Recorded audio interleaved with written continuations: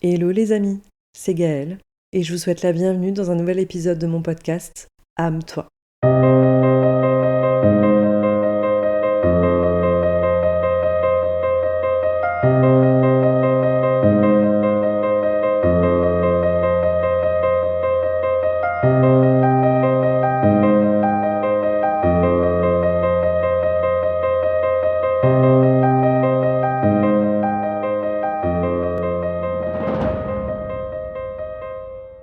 Hello les amis, comment ça va aujourd'hui?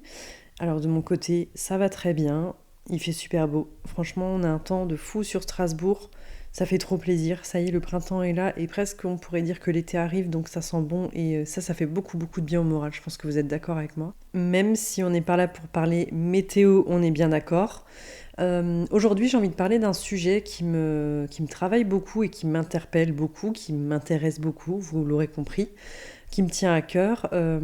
C'est de déconstruire un petit peu tous les clichés du développement personnel que j'ai moi-même véhiculé pendant un certain temps. C'est vrai. Et en fait, comment j'ai compris que finalement, il y avait pas mal de choses là-dedans qui étaient au final assez toxiques. De base, le schéma et les idées transmises, elles sont là pour notre bien, pour nous faire évoluer, pour nous aider à nous développer personnellement. C'est justement le titre, développement personnel. Mais au final, ça peut créer beaucoup plus de problématiques qu'on en avait à la base. Et si je vous en parle aujourd'hui, c'est vraiment en connaissance de cause pour être passé par là. Et j'ai envie de vous partager mon expérience par rapport à tout ça et vous expliquer comment le développement personnel a été tout autant bénéfique que toxique finalement pour moi. Parce que oui, le développement personnel, il peut être un outil incroyable, mais vraiment. Mais autant il peut devenir une prison en fait, une injonction de plus et une grosse pression déguisée. Et du coup, c'est de ce sujet-là qu'on va parler aujourd'hui. Sans langue de bois, vraiment, je vais vraiment vous dire ce que je pense par rapport à tout ça, mais toujours avec douceur, bien entendu.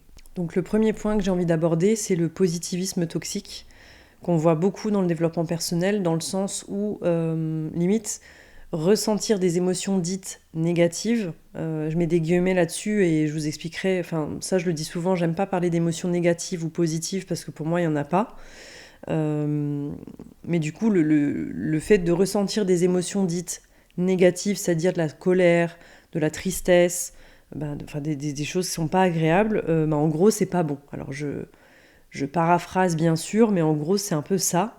C'est un peu le pense positif et tout ira bien, en gros. Le positif attire le positif, etc. Donc, je dis pas que tout est faux là-dedans, parce que je reste convaincue que notre système de pensée crée notre réalité, mais il y a des circonstances où non, en fait. Moi, je pense que c'est même dangereux, parce que ça nie justement les émotions dites négatives, et pourtant, ces émotions-là, elles sont naturelles. Et c'est pour ça que moi, je parle pas d'émotions négatives ou d'émotions positives, parce que pour moi, comme je disais, il n'y en a pas. C'est juste des émotions agréables et des émotions désagréables. C'est sûr que c'est pas forcément agréable de vivre de la colère, de la tristesse, de la frustration et ce genre d'émotions-là. C'est beaucoup plus agréable de vivre de la joie, du bonheur, de l'excitation. Enfin, je sais pas. Vous voyez, il y a une nuance entre les deux. Il y a des émotions qui sont agréables à vivre, qui font du bien, et il y a d'autres émotions qui sont un peu plus désagréables à vivre. Ça ne veut pas dire qu'elles font pas du bien aussi. En fait, c'est ça le message que je veux faire passer dans cette première partie-là. Et à mon sens, de mettre sous le tapis comme ça des émotions désagréables, justement, cet exemple-là, en fait, c'est pas parce que vous mettez la poussière sous le tapis que vous avez bien fait le ménage. En fait, la poussière, elle est toujours là. C'est juste qu'elle est cachée, qu'on la voit plus, mais elle est toujours là. Et plus on met sous le tapis, plus ça va s'accumuler en dessous, et au bout d'un moment, ça tiendra plus. Donc c'est un peu peut-être un peu bête comme image, mais c'est une image que je prends souvent parce qu'elle est simple. À mon sens, de refouler ces émotions négatives, désagréables, c'est même dangereux.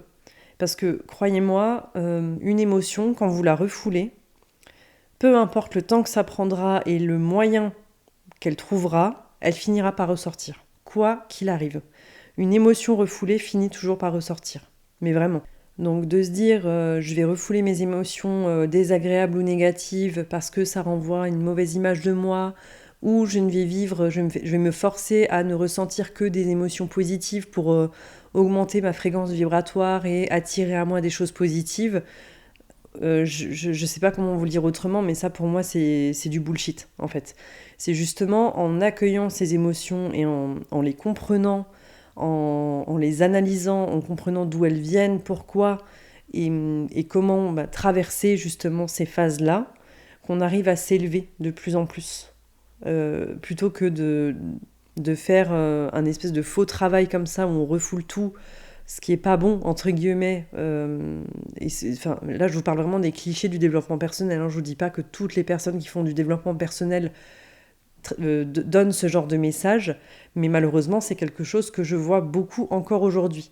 Et à mon sens, quand tu traverses une rupture ou un deuil, un trauma, quelque chose de lourd, t'as pas besoin d'entendre que tu dois rester aligné ou voir le cadeau qui se cache derrière cet événement.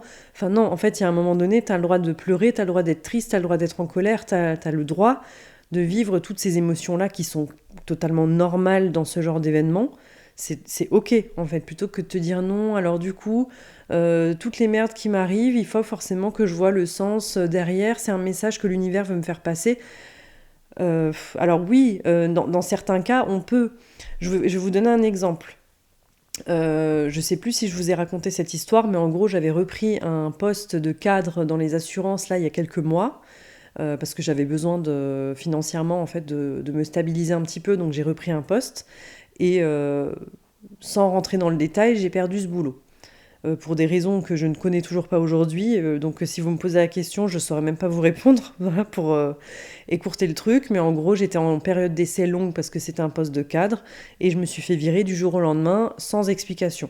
Voilà, alors que voilà, ça se passait bien, j'avais aucun signe avant-coureur qui aurait pu me permettre d'anticiper ça. J'ai perdu mon taf. Voilà, donc sur le moment, j'étais super en colère, je me suis sentie humiliée.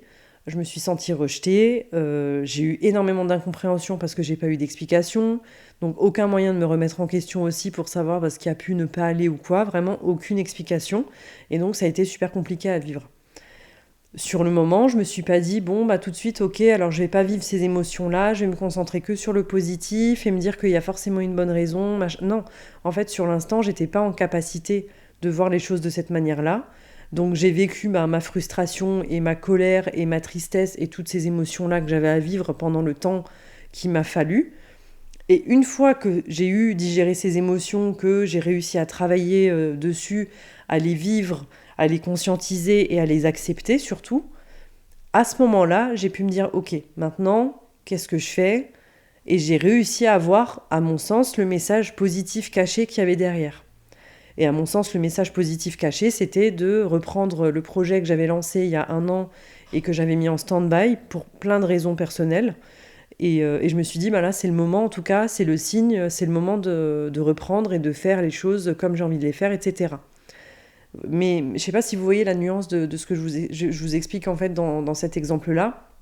C'est que si je m'étais concentrée, comme à l'époque quand j'ai commencé le développement personnel et que j'y connaissais pas vraiment grand-chose, que j'avais tendance un petit peu à suivre ce que je voyais sur Insta et ce que je voyais dans les livres, etc., je me serais dit, non, en fait, il faut pas que je vive ces émotions négatives, je dois rester positive pour garder ma fréquence vibratoire élevée, etc.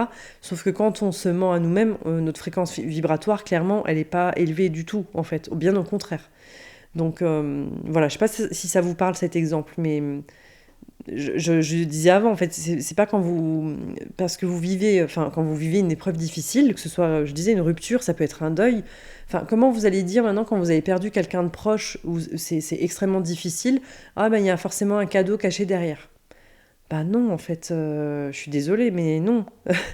Ou, là, je prends des exemples un peu difficiles, mais je vais vous donner un autre exemple peut-être plus simple. Mais vous êtes en train de vous faire voler votre vélo dans la rue, la personne, vous allez avoir envie de l'insulter, en fait. Vous allez lui courir après, l'insulter, lui dire de vous rendre votre vélo, et vous allez la menacer, et vous allez tout faire pour récupérer votre vélo, et vous n'allez pas aller la voir en lui disant alors... oui, donc je sais que je dois pas prendre votre tract personnellement, mais du coup, je vous propose qu'on trouve un compromis en discutant de cette situation ensemble. Non, c'est pas possible. En fait, c'est juste, connard, rends-moi mon vélo, en fait, et casse-toi, et voilà. Enfin, et en plus, vous aurez plus de chances, je pense, de récupérer votre vélo en faisant ça en allant le voir avec des grandes phrases de développement personnel. En fait, vous voyez ce que je veux dire? Enfin, on en rigole un petit peu, mais c'est vraiment, je vous donne des exemples comme ça pour que vous compreniez le message que je veux faire passer. C'est pas parce que maintenant vous allez vous énerver, que vous allez ressentir de la colère, que vous allez avoir des mots, vous allez insulter quelqu'un pour X ou Y raison. Alors je suis pas en train de faire un appel à insulter tout le monde pour aucune raison, attention. Il faut toujours nuancer les choses. Mais vous comprenez, en fait, il y a des situations qui font que, non, en fait, ok, c'est bien d'être dans le positif, de penser positif et de se concentrer sur ce mode de fonctionnement, c'est génial.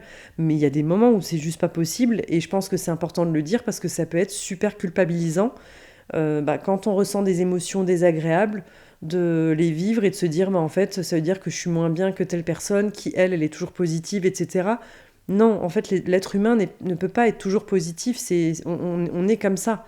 Et même les personnes qui vous renvoient cette image d'eux, elles sont tout le temps positives, malheureusement, vous savez pas ce qui se passe quand cette personne-là, elle est toute seule chez elle et que la porte, elle est fermée.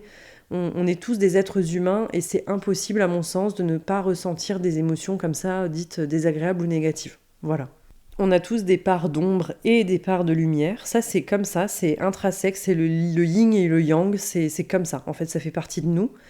Et je trouve que ce qui est intéressant, du coup, quand on travaille sur soi, c'est de savoir explorer les deux phases. Nos phases de lumière, celles qu'on a beaucoup plus de facilité à aller voir, mais aussi nos parts sombres.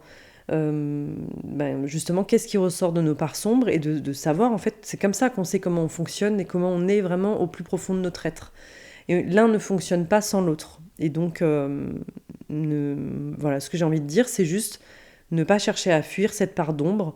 Et si je vous dis ça, c'est encore une fois vraiment en connaissance de cause, parce que j'ai été ce genre de personne qui refoulait cette part sombre, qui ne voulait pas accepter cette part sombre. Je voulais tout le temps être solaire, être positive, ne penser que positif, ne jamais m'attarder sur mes émotions négatives. Et en faisant ça, ça n'a fait que aggraver les choses. Et je me suis repris un revers puissance 1000 bien plus tard, plusieurs années après. Et aujourd'hui, c'est en passant par là. Bon, j'ai dû passer par là malheureusement, mais c'est comme ça que j'ai compris que non, en fait, le développement personnel m'avait aidé, mais m'avait aussi desservi. Et je m'étais accrochée à des schémas préétablis, encore une fois, des préjugés, des cases. Je voulais rentrer dans des cases, en fait. Je dis tout le temps ça, que je voulais sortir des cases, etc. Et pourtant, même dans le développement personnel, je rentrais dans des cases qui ne me correspondaient pas. Et c'est ce que j'ai envie de vous dire de ne pas faire, en fait, aujourd'hui. En fait, je me rends compte que c'est un sujet qui me touche beaucoup. Je pense que ça s'entend. Donc, on va se calmer, en fait. Voilà. Mais c'est vrai que ça me touche, ça a tendance à me déclencher parce que ça m'a fait énormément souffrir, et je vois beaucoup de gens encore qui continuent à s'auto-flageller un petit peu comme ça, et j'ai vraiment envie de déculpabiliser les gens, d'autoriser les gens à être. C'est vraiment la thématique de mon podcast, c'est vraiment de déconstruire un petit peu des clichés. Je pense que je vais pouvoir en faire plein d'épisodes. Là, je parle du développement personnel, mais il y a plein de clichés, de cases dans lesquelles la société veut nous faire rentrer. Et même quand on veut prendre soin de sa santé mentale, là aussi, on se rend compte qu'il y a beaucoup de cases. Et ça, vraiment, c'est un fléau, je pense. Le deuxième point que je voudrais aborder, c'est la culpabilisation spirituelle. Donc c'est comme je disais un petit peu, j'en ai déjà parlé justement juste avant, c'est tu attires ce que tu vibres. Donc oui et non. Alors ça, effectivement, moi je reste persuadée et convaincue que, et ça c'est purement scientifique, là c'est pas du tout de la pensée spirituelle ou de l'ésotérisme ou ce genre de choses, même si j'y suis aussi ouverte, mais c'est pas le sujet. Je suis intimement persuadée, et il y a même des études scientifiques qui le prouvent, que on est fait de cellules, de molécules, ça c'est pas un secret pour personne, et c'est aussi le cas de tout ce qui nous entoure, tous les objets qui nous entourent, l'air qu'on respire, tout, absolument tout ce qui est autour de nous est fait de molécules, de cellules, voilà. On est tous... Il y a des éléments vivants dans absolument tout ce qui nous entoure et en nous forcément. Et donc, on va, en fonction de notre état intérieur et de notre système de pensée, émettre une certaine fréquence, comme par exemple les ondes radio. Elles vont émettre une certaine fréquence en fonction de la région dans laquelle vous êtes. Et vous, quand vous réglez votre poste de radio, si vous vous calez sur la fréquence, vous allez capter les signaux de la radio que vous cherchez à capter, en fait. Mais voilà, donc c'est un peu comme ça. Et ça, effectivement, encore une fois, c'est purement scientifique. Mais, attention, justement, c'est pas parce qu'on va refouler, c'est exactement ce que je disais avant, en fait, c'est pas comme parce qu'on va refouler des émotions désagréables qu'on va augmenter notre fréquence vibratoire. Bien au contraire, en fait, parce que quand on fait ça, on se désaligne totalement de qui on est, on se désaligne de nos valeurs personnelles et profondes, et c'est ça, en fait, qui va faire que notre fréquence vibratoire, elle va baisser, en fait. Enfin, j'essaye de parler le plus simplement possible, mais finalement, quand on l'explique comme ça tombe sous le sens. Et c'est pas en refoulant et en pensant que positif qu'on va augmenter notre fréquence vibratoire. Au contraire, pour pouvoir augmenter sa fréquence vibratoire, à mon sens, il faut savoir accueillir et vivre ses émotions, comprendre d'où elles viennent, aller voir un petit peu ce qui se réveille en nous.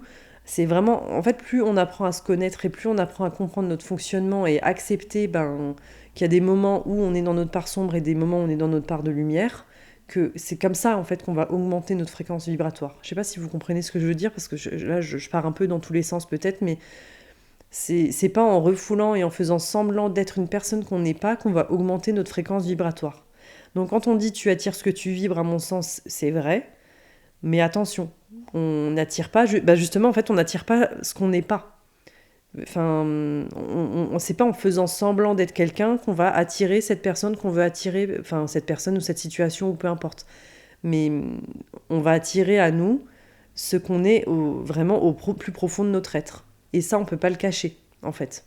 C'est pas parce qu'on fait semblant d'être une personne qu'on va attirer à nous la situation qui correspond à cette personne qu'on est en train d'imiter, en fait, en gros, entre guillemets. Là, encore une fois, j'exagère peut-être dans mon exemple, mais c'est pour que vraiment vous compreniez. On va attirer à nous ce qu'on vibre, mais quand c'est profondément ancré avec nous-mêmes, avec nos valeurs et avec notre vérité, en fait, tout simplement. C'est pas en faisant semblant qu'on attire à nous... Enfin voilà, si maintenant, c'est pas parce que je fais semblant d'être toujours positive, de renier tout ce qui est émotion négative, etc., que je vais attirer à moi que des situations super positives, etc. Non, pas du tout, ça fonctionne pas comme ça en fait. J'espère vraiment que vous comprenez ce que je veux vous dire, mais c'est pareil aussi. On va dire à une personne, tu attires ce que tu vibres, à une personne qui vit une épreuve super difficile ou un burn-out, ou je parle des violences, des difficultés financières. Et en fait, en gros, du coup, quand tu es dans le discours culpabilisant du développement personnel, tu vas dire, ok, en fait, j'ai attiré à moi cette situation, donc c'est de ma faute. Non, en fait, je suis désolée, mais c'est pas de ta faute si maintenant, aujourd'hui, t'as une épreuve qui te tombe dessus. C'est pas parce que c'est pas toi qui es attiré cette situation avec ton comportement, etc. Enfin, il y a aussi des choses qui nous arrivent comme ça dans la vie. Et encore une fois, si maintenant on te dit il te tombe ça sur la tronche, il faut voir le message positif caché derrière, dans ces moments-là, non, t'as pas envie de voir le message positif, en fait, c'est la merde, ton boulot t'en peut plus, ton compte en banque c'est une catastrophe, t'as des problèmes financiers, non, t'as envie de dire quoi, t'as pas envie de voir le message positif caché derrière, et encore moins de te dire finalement cette situation elle m'arrive parce que je l'ai attirée, en fait. Je trouve que c'est horrible de dire ça, c'est super culpabilisant, et je pense que ce qu'il faut différencier, c'est savoir justement différencier la notion de responsabilité et de culpabilité. En fait, on n'est pas responsable de ce qui nous arrive, mais la seule chose sur laquelle on a du pouvoir, c'est notre pouvoir intérieur. Ok ? On va pas maîtriser ce qui nous arrive. Par contre, ce qu'on va pouvoir maîtriser, c'est comment on réagit face à la situation.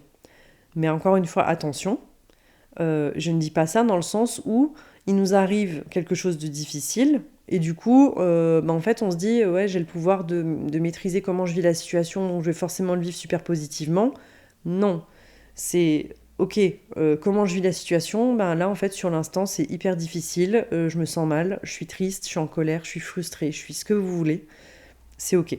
En fait, c'est de se dire, voilà, donc je vis ces émotions, j'accueille ces émotions, je vis ces émotions le temps dont j'ai besoin, en fait, pour les vivre aussi. On n'a pas besoin il y a des personnes pour qui ça va être plus long que d'autres, et c'est ok aussi. Mais juste se dire qu'à un moment donné, quand je sentirai que j'ai la force et que je suis ok avec ça, de changer ma perception de la situation et de voir ma responsabilité dans le sens où, ok, c'est moi, en fait, j'ai le pouvoir sur comment je vis la situation. Ça revient à l'exemple que je vous ai partagé tout à l'heure quand j'ai perdu mon boulot, en fait. Sur le moment, je l'ai très mal vécu. Ça a été vraiment, ça a duré quelques semaines où ça a été vraiment émotionnellement, c'était compliqué. Je me suis posé plein de questions, etc.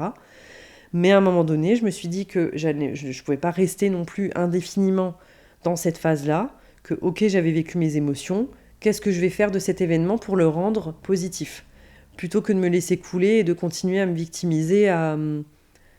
Si j'étais restée dans ce cercle-là, j'aurais rien fait, j'aurais pas avancé, je serais restée là les bras ballants. Donc le message que je vous fais passer aujourd'hui, c'est de vous dire, ok, vous n'êtes pas responsable de ce qui vous arrive, vous n'avez pas forcément attiré à vous ces situations-là parce que vous avez vibré quelque chose ou non, en fait c'est comme ça, c'est juste il y a des moments, il y a des trucs qui s'expliquent pas dans la vie, mais vous avez la responsabilité de ce qui se passe à l'intérieur de vous et de comment vous vivez les situations. Et en fait, plus on s'entraîne, entre guillemets, à ça, plus on va réussir justement je dis pas à mieux vivre les épreuves, parce que pas forcément, mais en tout cas, on mettra peut-être moins de temps à se sortir de situations difficiles avec le temps que au tout début où c'était plus long, en fait. C'est surtout dans ce sens-là. Et du coup, j'en viens au troisième point qui coule de source après ce que je viens de vous partager. C'est le culte de la performance intérieure. De se dire, travaille sur toi encore, encore, encore, encore et encore. Alors ça, c'est pareil. D'un côté, c'est bien, parce que vouloir évoluer, je pense que ça, c'est le b.a.-ba de l'être humain. En fait, l'être humain est fait pour évoluer. Quoi qu'il arrive, on évolue chaque jour, on évolue tout le temps. Et donc, de vouloir évoluer, c'est très bien. Mais juste, il y a un moment donné, et ça, je pense que les personnes qui me connaissent, qui vont écouter cet épisode, vont sourire quand ils vont m'entendre dire cette phrase, mais foutez-vous la paix. Voilà. Et si je vous dis ça, c'est parce que justement, ça c'est quelque chose que j'ai tendance à avoir encore aujourd'hui du mal à faire, de me foutre la paix, d'arrêter de toujours me poser des 1000 questions sur moi, sur la vie, sur machin, Enfin, juste, il y a des moments, on a le droit de se dire, juste je vis, en fait. J'arrête de tout le temps chercher des réponses et créer des questions dans tous les sens. C'est bien de travailler sur soi, mais ça sert à rien de faire un burn-out du développement personnel, en fait. Parce que quand on commence à réfléchir comme ça, c'est usant, c'est épuisant. Parce qu'en fait, on a l'impression qu'on n'est jamais assez guéri, on n'est jamais assez aligné. Mais spoiler alerte, ça sera jamais parfait. Je veux juste redire une chose qui est peut-être claire et limpide pour tout le monde, mais ça me semble important de le dire. On n'est pas le Dalai Lama, Bouddha ou je ne sais qui, enfin je vous donne des exemples comme ça pour que vous compreniez. On est juste des êtres humains qui faisons notre petit bout de chemin dans cette vie, qui est, c'est assez compliqué comme ça. Donc quand on travaille sur soi, c'est bien. Moi, je trouve ça génial et je suis la première à être là-dedans. En même temps, en étant dans la psychologie, ça me paraîtrait compliqué de ne pas être là-dedans, en fait. C'est justement quelque chose qui me passionne, les comportements humains, le cerveau humain, les neurosciences, de comment pensent les êtres humains, comment ils communiquent entre eux, comment ils ressentent, etc. Ça, c'est vraiment quelque chose que j'adore. Mais le truc, c'est que quand on travaille comme ça sur soi en permanence, on se dit qu'on pourrait toujours faire mieux. En fait, quand on avance, on évolue sur un point, on se dit ok, c'est quoi le prochain? Et ensuite, c'est quoi le prochain? Et c'est jamais assez. C'est jamais assez, on en veut toujours plus, plus, plus, plus. Et là, du coup, je disais le mot burn-out, mais en fait, on peut arriver à ça. Au burn-out, je sais pas, spirituel ou du développement personnel ou ce genre de choses. Et on peut en avoir un dégoût total. Et je pense que c'est un peu ce qui m'est arrivé pendant un moment, où vraiment j'en étais arrivée à un stade où j'en avais marre, j'avais l'impression d'être dans une impasse, de me dire, bah, en fait ça je le travaille, mais au final bah, il m'arrive toujours des situations où c'est compliqué, où ça j'arrive pas à avancer, donc du coup je suis pas assez bien, et en fait je me flagellais. Et j'avais ce sentiment de vraiment être jamais assez bien. Je voulais atteindre une espèce d'idéal de perfection qui n'existe pas en fait. Ce que j'ai envie de rappeler aujourd'hui, c'est que le développement personnel, c'est bien, mais c'est personnel. C'est dans le mot. Le développement personnel, c'est personnel et c'est propre à chacun. Donc, de travailler sur soi, c'est très bien, mais c'est en fait à nous de voir comment on a envie de travailler, sur quoi on a envie de travailler, et là où on se sent bien au final. Et moi, il y a des moments où je me disais, bon, ben voilà, ça, c'est vrai que c'est cool, ça faisait un moment, ça faisait des années que j'étais bloquée sur ça, j'ai réussi à le travailler, c'est génial. Là, du coup, je me sens mieux dans ma vie je me sens apaisée, etc. Bah, j'ai pas forcément envie d'aller plus loin tout de suite. Je suis bien comme je suis, mais j'avais cette espèce de culpabilité de ben non, t'es pas assez bien parce que tu te mets encore souvent en colère, ou ben je sais pas, enfin j'en étais arrivée à un stade où je me disais ah mais en fait je bois de l'alcool en soirée, c'est pas bien, du coup je devrais arrêter de boire de l'alcool, je devrais me lever plus tôt, limite style Miracle Morning, me lever à 5 heures du matin pour faire du yoga, etc. Mais ça me ressemble absolument pas. Ça veut pas dire que ça fait pas de moi quelqu'un de bien, entre guillemets. Enfin, c'est pas parce que j'ai pas envie de me lever très tôt le matin et que j'ai pas envie de faire du yoga ou de la méditation tous les jours que je ne suis pas une bonne personne. C'est juste que moi, j'ai mes façons à moi, bah, à force d'avoir expérimenté des choses qui me conviennent. Il y en a d'autres qui me conviennent pas. Mais c'est pas parce que ça me convient pas que ça fait de moi une mauvaise personne, en fait. Et c'est pour ça que ce qui est super important quand vous commencez à travailler sur vous, c'est de vraiment vous approprier les choses, de prendre un petit peu ce que vous pouvez prendre là où vous en avez envie, là où vous trouvez les infos, mais de vous approprier les choses et de prendre seulement ce qui vous convient, en fait. Je vais vous donner un exemple concret qui me concerne. Ça, j'en parle très très peu d'ailleurs, donc je pense que je pourrais en faire un épisode de podcast aussi à un moment donné. C'est que il y a longtemps déjà, j'ai été diagnostiquée TDAH. Donc pour ceux qui ne savent pas ce que c'est, le TDAH, c'est un trouble du déficit de l'attention avec ou sans hyperactivité. Moi, j'ai eu le full package, donc j'ai l'hyperactivité avec. Donc, dites-moi de faire de la méditation, c'est quasiment mission impossible pour moi, parce que j'ai beaucoup de mal à rester posée, à me concentrer, en fait. Donc, je dis pas que j'aime pas faire de la méditation de temps en temps, mais déjà, moi, quand j'arrive à méditer, c'est des méditations qui sont généralement très très courtes. Et je me suis rendu compte que méditer, en plus, c'était pas forcément être assis en tailleur dans le silence, à être juste avec ses pensées. Il y a plein de manières différentes de méditer. Vous pouvez le faire en marchant. Vous marchez dehors sans écouter de musique, par exemple, juste en pleine conscience. Enfin, voilà. Il y a plein de manières différentes de méditer. Et moi, j'avais l'impression que pour faire du développement personnel de la bonne manière, entre guillemets, bien sûr, bah, il fallait que je fasse de la méditation tous les jours pour me reconnecter à mon intuition, etc. Bah, je me suis rendu compte que ça fonctionnait pas pour moi, c'est pas quelque chose que j'arrive à faire.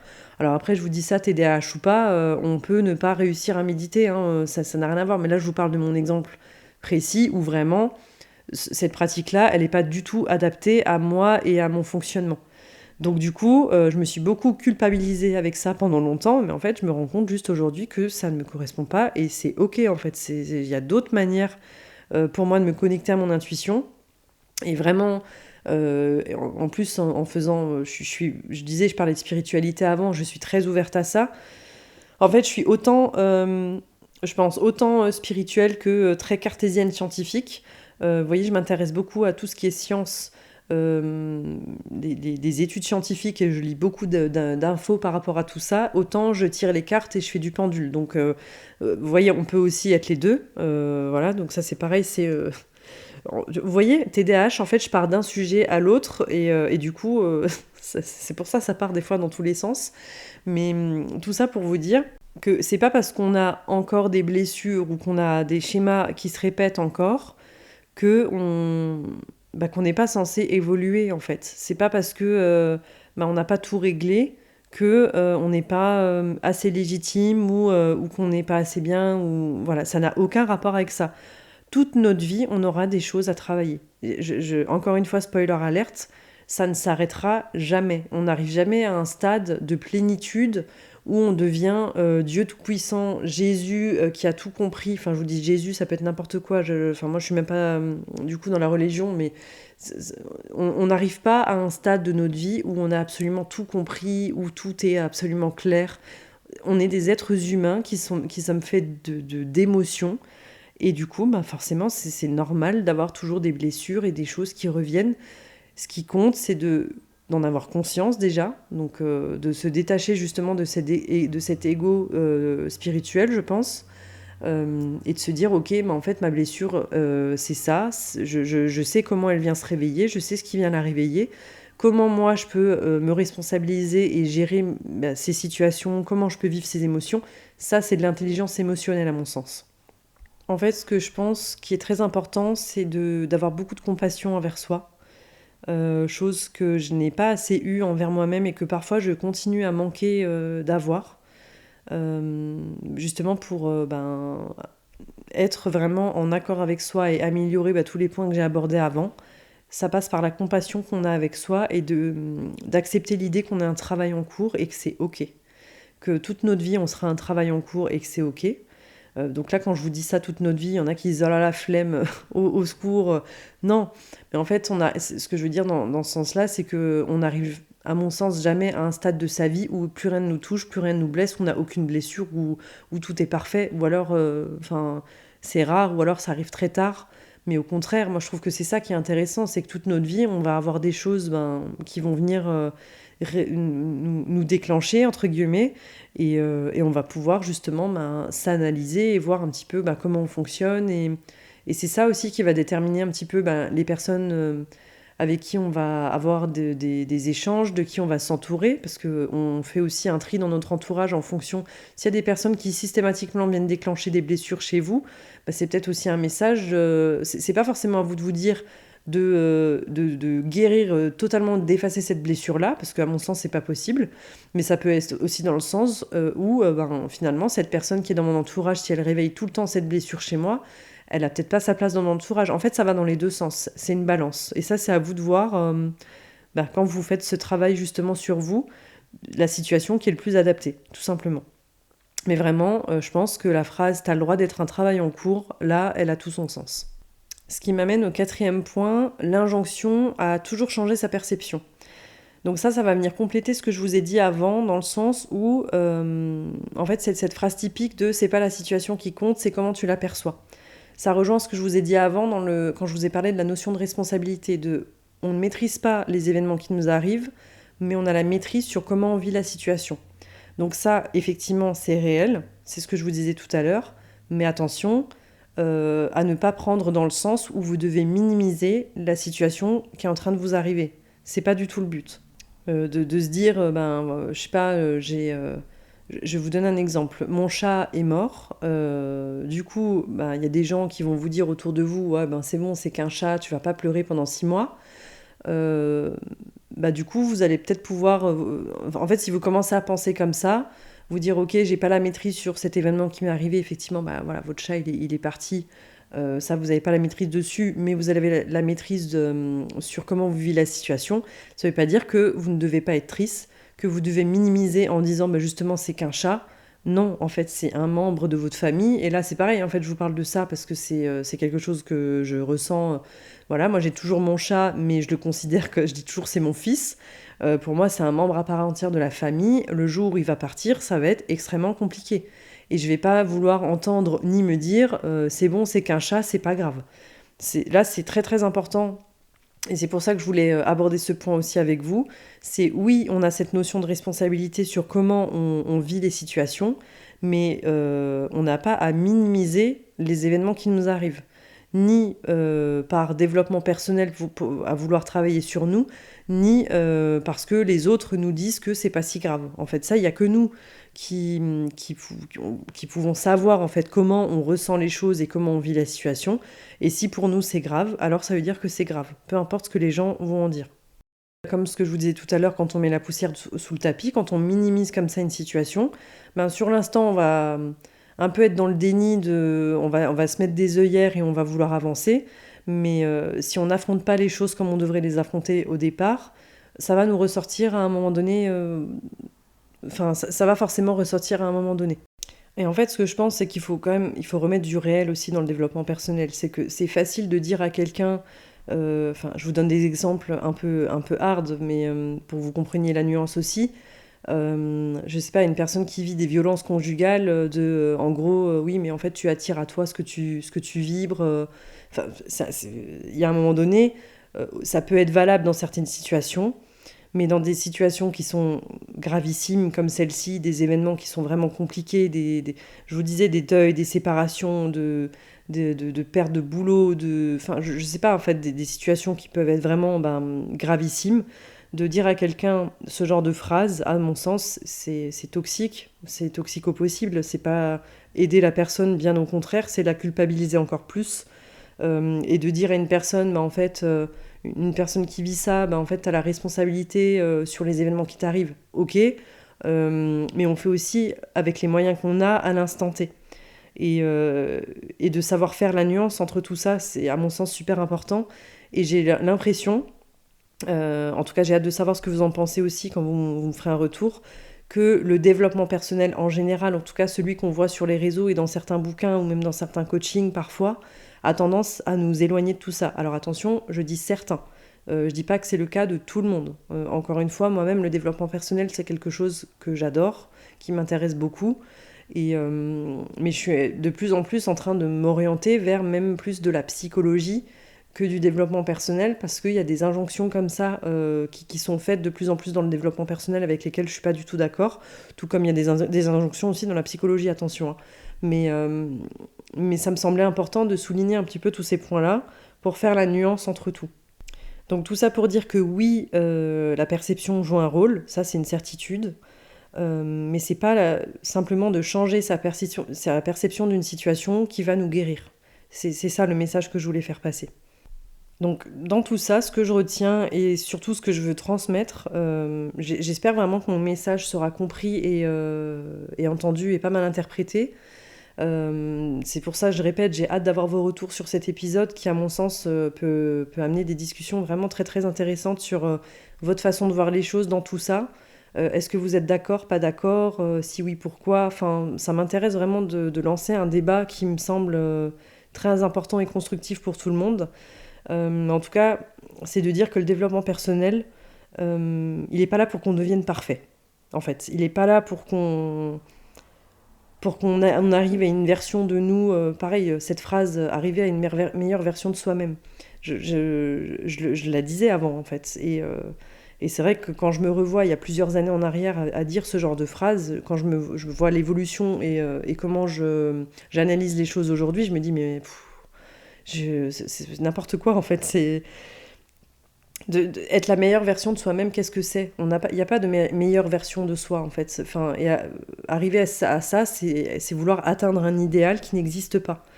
Donc, pour moi, la meilleure phrase, ça serait plutôt atteindre une version plus alignée à soi. Ça, ok, en fait, une version qui nous correspond. Mais ce message de atteindre la meilleure version de soi-même, de toujours vouloir être parfait, atteindre une perfection qui est inatteignable et qui n'existe pas en plus, c'est culpabilisant, c'est rabaissant, et ça fait que créer des nouvelles blessures émotionnelles qu'on n'avait peut-être pas forcément au départ, et je vois pas, c'est clairement pas utile. Mais par contre, le développement personnel, pour moi, il est fait pour qu'on se rencontre, mais qu'on se rencontre soi-même vraiment, qu'on fasse vraiment connaissance avec nous-mêmes, comme je vous disais, avec nos parts d'onde de lumière, qu'on fasse connaissance avec le plus profond de notre être. C'est ça, en fait, le but du développement personnel. C'est pas de devenir parfait. Et on peut avoir envie de grandir, mais sans forcément se faire violence, en fait. De toute façon, du moment qu'on est obligé de se faire violence pour quelque chose, pour changer quelque chose, pour atteindre quelque chose, c'est que c'est pas aligné avec nous. Je pense que les vrais changements, les véritables changements, ils prennent déjà du temps, et pour y parvenir, il faut qu'on soit complètement aligné avec ça. Ça sert à rien de vouloir devenir un idéal qui nous correspond pas. Donc vraiment... le développement personnel, ça doit se faire en douceur. Ça ne doit pas écarter quand je vous parle de blessures émotionnelles, en fait, ça ne doit pas écarter vraiment ce qui se passe au plus profond de votre être. Je vous parlais avant, je vous ai brièvement parlé de moi, de mon TDAH. Du coup, ça a pu être un problème dans le développement personnel, sauf que le TDAH ne se traite pas avec du développement personnel, en fait. Ça nécessite un suivi médical que le développement personnel ne pouvait pas m'apporter. Et donc, il y a des troubles associés à ça. Je pense que j'en ferai un épisode, vous me direz si ça vous intéresse, mais je pense que c'est le cas parce que j'ai déjà eu des messages là-dessus sur Instagram pour vous expliquer vraiment ce que c'est que le TDAH. C'est pas que un trouble de l'attention et c'est pas que l'hyperactivité où tu bouges dans tous les sens et que tu tiens pas en place du tout. Il y a vraiment des troubles liés qui sont inhérents au TDAH, en fait, qui viennent tourner autour de ça. Et du coup, en fait, dans le développement personnel, j'ai pu me sentir culpabilisée par rapport à des injonctions qui sont faites et que moi, je n'arrivais pas à m'appliquer, qui nécessitaient un suivi complémentaire, en fait. Donc, c'est pour ça, le développement, encore une fois, personnel, c'est bien. Mais il y a des nuances, il y a des choses qui ne se guérissent pas juste comme ça en pensant positif. Il y a des choses qui nécessitent un suivi médical. Il y a des blessures en fait qui sont là à l'intérieur de nous qu'on n'arrivera pas à guérir tout seul juste en lisant un bouquin ou en lisant quelques phrases. Il faut savoir vraiment tout nuancer et vraiment savoir s'écouter aussi. Voilà, en fait. Pour moi, le vrai travail sur soi, c'est pas d'être tout le temps lumineux, c'est pas de s'aimer même dans l'ombre, en fait, c'est pas de toujours vouloir être parfait, de toujours être super souriant et tout. Bah non, en fait, on est des êtres humains, on a le droit aussi de râler, on a le droit d'être en colère, on a le droit de boire un coup le week-end ou même en semaine, enfin peu importe, on a le droit de faire plein de choses tant qu'on est aligné avec nous et qu'on se sent bien, c'est ça en fait qui compte. Donc je pense que je vais m'arrêter là parce que l'épisode va être long. Donc pour conclure, je me dis peut-être que toi aussi, tu t'es déjà senti oppressé par ces phrases-là, par ces injonctions. Peut-être que tu as cru que c'était toi le problème et que tu n'étais pas assez évolué. Ça m'intéresse de savoir justement. Pour vous dire, voilà, comme je vous l'ai dit dès le début de l'épisode, j'ai moi-même transmis ces messages-là et aujourd'hui, limite, je m'en veux. Je dirais pas jusque-là parce que voilà, il fallait que je passe par là aussi pour m'ouvrir à plein de choses. Mais c'est en passant par là aussi que je me suis rendu compte de tout ce qui ne me convenait pas et qui me permet d'en être là où je suis aujourd'hui. Donc j'ai pas forcément de regrets. Mais voilà, en fait, pour vous dire que vous avez le droit d'avoir pensé d'une certaine manière à un moment donné et de vous rendre compte que finalement ça vous convient pas. C'est ok en fait, mais juste cet épisode de podcast, il était là pour vous dire que si vous vous sentez diminué par le développement personnel, c'est pas de votre faute à vous, ça vient pas de vous, c'est peut-être parce qu'il y a des choses qu'on vous a inculquées ou des injonctions qui vous ont été transmises, qui vous correspondent pas tout simplement, mais ça fait pas de vous une mauvaise personne, bien au contraire. En fait, la vérité, c'est que, en fait, en gros, t'es humain, t'es un être humain, et c'est déjà ça qui est beau, précieux et surtout qui est suffisant. Voilà. Donc encore une fois, je vais m'arrêter là. J'espère que cet épisode t'a plu, j'espère que cet épisode vous a plu, que ça vous a parlé, que ça a pu vous faire du bien, vous déculpabiliser un petit peu et j'ai trop hâte d'avoir vos retours sur ce que ça a pu amener chez vous comme réflexion ou si vous avez des choses que vous avez vécues, enfin peu importe, je suis toujours ouverte à discuter avec vous sur Instagram en message privé. Et voilà, je vous remercie encore une fois d'avoir pris le temps d'écouter cet épisode. Pensez à le noter parce que ça m'aidera beaucoup à continuer par la suite à développer cette série d'épisodes de podcast, à vous proposer plein d'autres projets par la suite. Et pensez aussi à le partager si vous pensez que ça peut aider une personne de votre entourage, parce que si ça vous aide vous, ça aide forcément d'autres personnes. Et puis voilà, en tout cas je vous remercie encore une fois, je vous embrasse très très fort et je vous dis à la semaine prochaine pour un nouvel épisode.